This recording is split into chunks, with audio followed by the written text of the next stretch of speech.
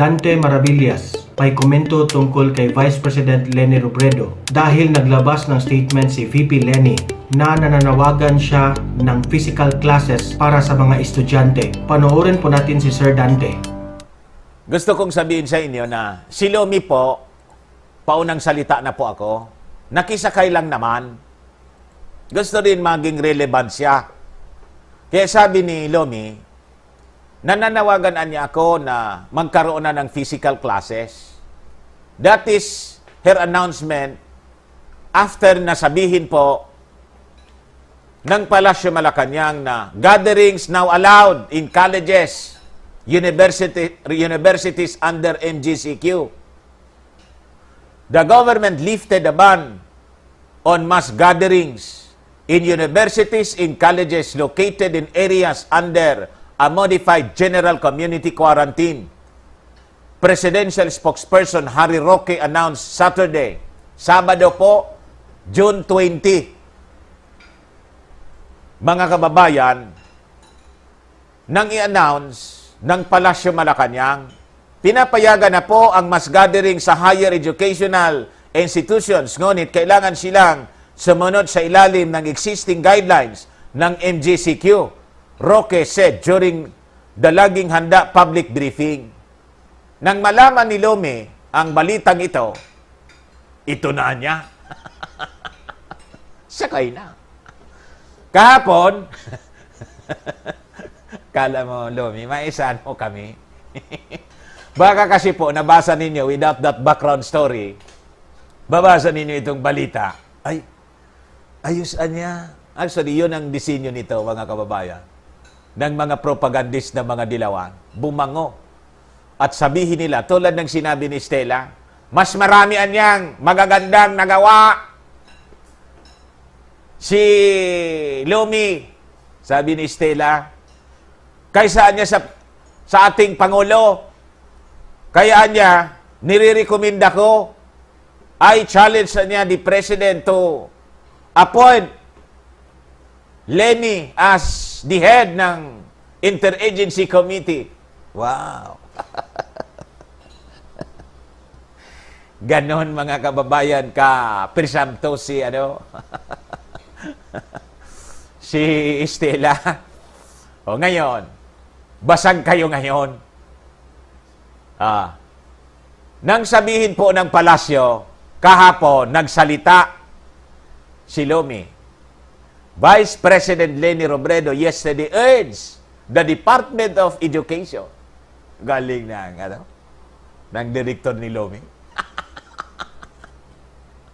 to study the proposal to conduct face-to-face classes in areas where there are no reported cases of coronavirus disease, citing the difficulty in implementing distance learning for students with special needs. Lomi, di mo na kailangang manawagan sa DepEd. Inalaw na nga po doon sa mga lugar na under MGCQ, inalaw na yung mass gathering. Ito naman. Kala mo siguro, di kami makakalata para isipin namin na advance kang mag-isip. Hindi, late ka na.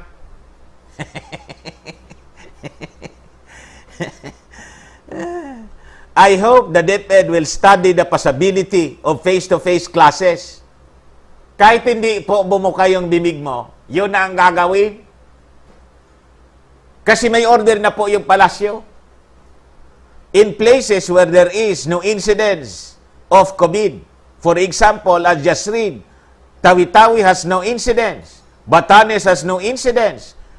It's easy to contain the virus because these are islands. Maybe we can consider face-to-face classes there. Sabi po ni Lomi sa kanyang programa sa DCYL. The Vice President recalled her recent conversation with a group of teachers where they talk about the difficulty of conducting online classes for first-time learners or those who cannot read and write yet. Ang bilis naman itong babaeng ito sumakay sa mga kwento. So anyway, mga kababayan, huwag kami, Lumi. Umipal ka na naman. Tumabi-tabi ka nga. Tabi ka lang dyan. Para hindi mag-init yung ulo namin. Huwag mo kaming pasakayin sa mga drama ninyo. Hanggang doon lang naman kayo. Lahat kayo script. Kwento rito, kwento ron. Ang laging statement po ninyo, nananawagan ay appeal. Yung script po ninyo ng mga pananalita, memorize na namin. Nananawagan po kami. Yun na lang kaya ninyong gawin. Manawagan. Wag na. Dito na tayo mga kababayan sa isa pang balita na gusto kong pag-usapan natin.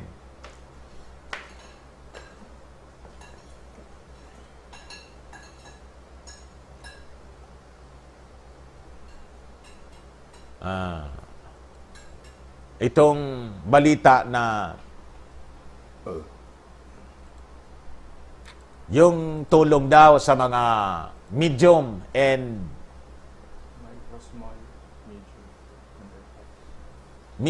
small, anong tawag doon? Micro pala. Micro, small, and medium enterprises. Ito ay panawagan ni proposal, hindi pala panawagan, kundi proposal niya. The DTI should step up its efforts to provide assistance to micro and small medium enterprises to go online and find markets to sell their products. Sa gitna daw mga kababayan ng COVID, sabi ni Sani Angara, Senador. Senator Angara said, the community quarantines imposed across the country have affected many micro, small, medium enterprises, including those from the indigenous communities, because the movement of people and access to traditional markets have been restricted. To continue operating and generating revenues during the community quarantines, entrepreneurs have started shifting to online markets. Tama itong sinasabi po ni Angara. But this is a natural, occurrences. For people will seek for ways. Tulad namin, kami online eh. We seek for ways how we can improve our system. As we, started this online marketing 4 years ago. On our part, mga kababayan, hindi naman kami nahirapan dahil nauna na po kami.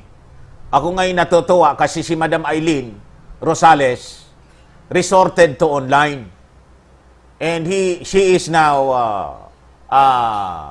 doing a weekly, every Sunday, mga kababayan, nagla-live siya, nagba-market siya online. Bili na kayo, ito yung bag. Alam mo na. Ang daming So, tama din ito, mga kababayan, na ginagawa ng ating senador. Ngayon, Senator Sani Angara, di ba malapit ka rin sa ating Pangulo? Direkta na po ninyong kausapin yung ating Pangulo. Senador ka naman eh. Then, alam po ninyo, Senator, yung online po, maganda na mag-online kasi experience namin po yung online. Napakaganda ng online. Kaya lang po, kahit mag-online po kami, at yung mga nasa traditional mag-online, kung pabalik-balik po ang lockdown, Ganon pa rin po ang mangyayari. And in fact, kami po nasa online, Senator, we have that difficulty to do business. Bakit? Lockdown nga po eh. Yung dating 2 days, naging 1 week. Yung iba, naging 2 weeks. Worse, other nations po. Kaya nga po, mahal na senador, kanina nananawagan ako sa ating Pangulo na ibalik na yung Amerika, yung Canada, in all the rest of the nations of the world. Yung flights po, mahal na senador, kasi po, apektado yung cargo, yung shipment ng product all throughout the world. Kasi pag online po, ang client mo niyan, global. How will you ship the product to countries na lockdown? Walang togo. Nakita nyo na ang video, mag-comment down below sa inyong opinion, and don't forget to subscribe to my channel Donmar TV. Click the notification bell para ma-update kayo sa latest trending news. Hanggang sa next video, have a great day everyone.